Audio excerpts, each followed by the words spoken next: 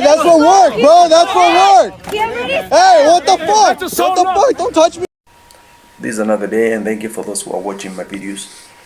We are engaging point by point, discussing very formulative figures and about so many things that are happening.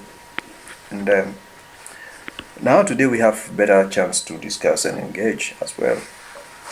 Every video I drop it with intentions, and the reason why I do it is because I want to find out what is the position, how do you feel about it.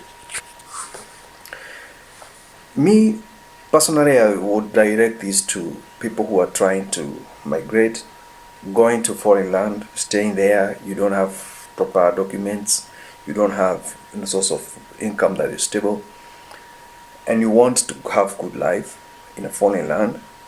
Definitely that is not going to happen. When you're 35, 40, 50 years and you're in a foreign land, it is not going well with you if you have not successfully managed to get the papers or citizenship of that country. And that is going to affect you later on in life, because you try to balance the equation of life. What have you achieved? What have you done? And it's not going to do well. When you reach that age, you don't need to start now going to look for jobs in a foreign land, looking for papers, trying to establish yourself. Already time is gone. What you need to do is just go back to the country of origin. Just go back to your people. Let them know that you did not succeed in what you are trying to look for the outside. And they will appreciate you the way you are, and then you will start somewhere. Because if, for instance, in Africa, there are people who like to travel, mostly is West African people. West African people, they like to travel to foreign lands, particularly West African men. They are good at it. Another people that like to travel is Somalis and Ethiopians. Those people, they like to travel into foreign land, and they have a very fertile land, very, very, very, very fertile. In fact, they come from one of the most agriculturally developed land. They like to travel into foreign land to go and do these small businesses. I would like someone to tell me why it is happening. Because now when you don't have documents in a foreign land, there's so many things that you can come across. One thing, you can't register in a business. You can't be able to do anything unless the country is corrupt. It's very difficult for you to fulfill the requirements. And I've seen it happening in South Africa. Foreigners flooding the country, destroying economies, destroying social status, destroying, microeconomic activities, opportunities, messing up with everything there. Is it because people are so desperate, or is it because the people of the land, they are so polite, they don't want to force things, they just want the system to take in place because they trust the system? Now, why should people in West Africa migrate to other land? What are they looking for? What is wrong with West Africa? Also in part of East Africa, and particularly Somalia and Ethiopia, they are everywhere. They are fearing to go back and build their country, or they are fearing persecution. What is it? Because there's no way this can go for decades and decades and decades, and it has never been solved. And we, as part of African leadership, we can see what's happening there, and we cannot lay down foundation. Then what is the purpose of African Union? What does it do? Is it a toothless dog? It will never resolve this crisis. So there are some countries as well. For instance, like in Zambia people don't travel much. And Botswana, Namibia, those people, they don't travel much. South Africans, they pretend they don't travel, but they travel. There are so many in UK, especially black South Africans. The whites, they go to America and East Asia, the white South Africans. I have traveled and I have seen them. Any other country that doesn't travel much, is this country we call Angola. Angolans, they don't travel much, and if they travel for a specific reason. But other people, they travel so much. They are everywhere. When you reach that level of thinking of to travel to that, everywhere, do you think about going back, or you prefer to be away and never think of going back? When you travel, there are two options. Either you go back when you're old, or you never come back. So when you never come back, whenever you went, you created a generation. You went there, you married, you got the documents and everything, and you have children. Those children, will they know where their father came from? If you pass away, they will not know. So who will show those children where their father comes from?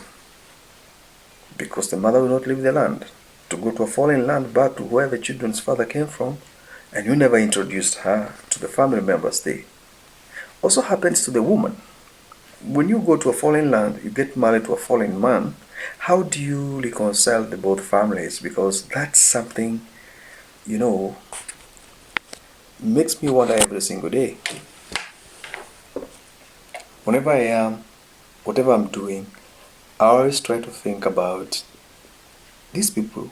How will they go back and reconcile with the families, or try to create, that environment that accommodates everyone?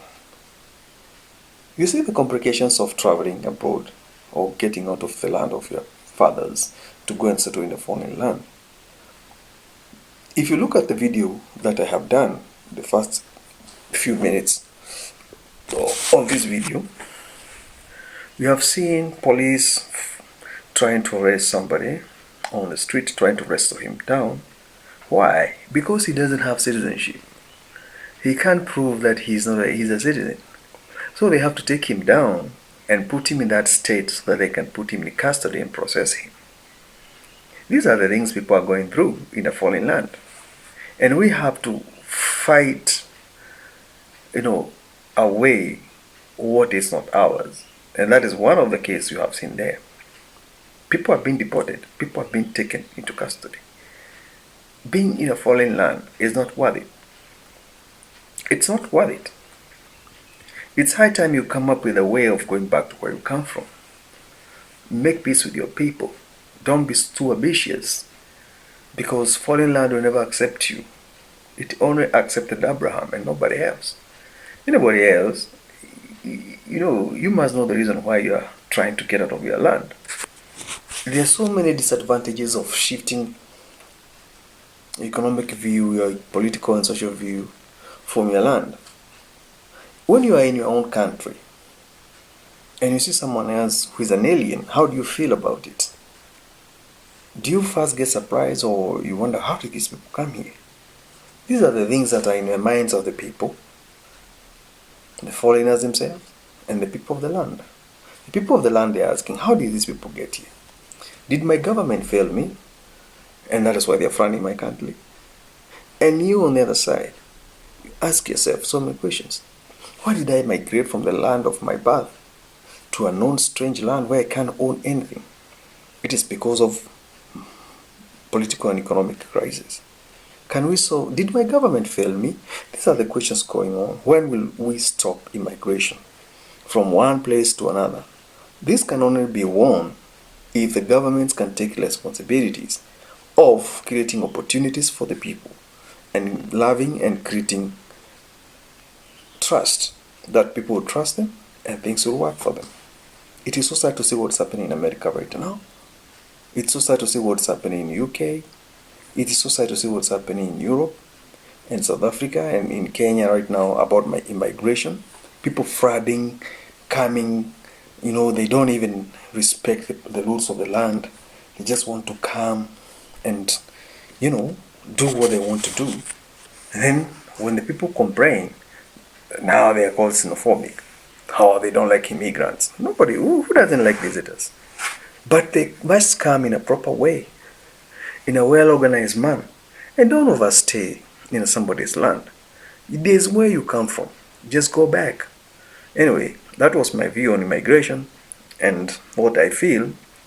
And categorically, people from West Africa, they travel a lot. What is happening in West Africa? Because they are everywhere. Good day.